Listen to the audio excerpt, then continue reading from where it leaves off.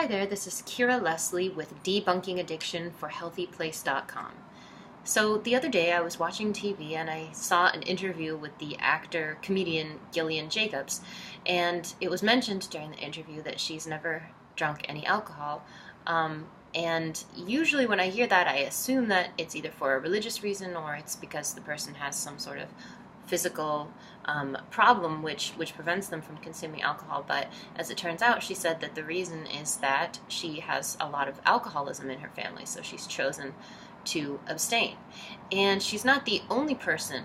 I'm sure there's plenty more people out there, but out of famous people that I know this to be the case for them, the first person I heard was Hal Sparks, who's also a comedian and an actor.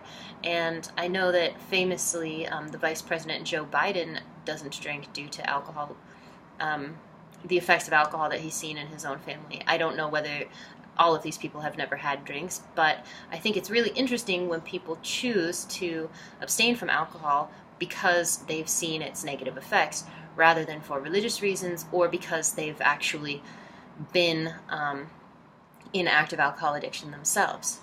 So I reflected on this for a while, and then I thought, well, if we accept alcoholism as a disease and accept the disease model of alcoholism, then it's actually not really that strange at all, because people do all sorts of preventive measures when it comes to diseases that run in their families. So for example, if you know that diabetes runs in your family, you might be especially concerned with your sugar intake. For me, high cholesterol, very high cholesterol runs in my family, so I've always tried to watch what I eat in terms of cholesterol.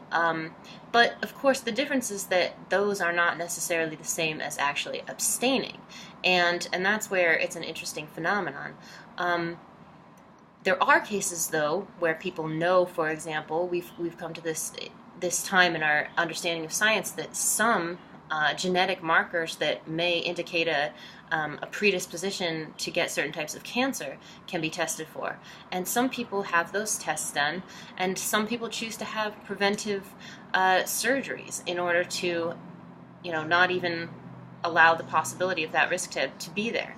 And so basically, I just think this is a really interesting concept. Of course, the argument could certainly be made that abstaining from alcohol is not the same as having a surgery, and I agree, it's not the same.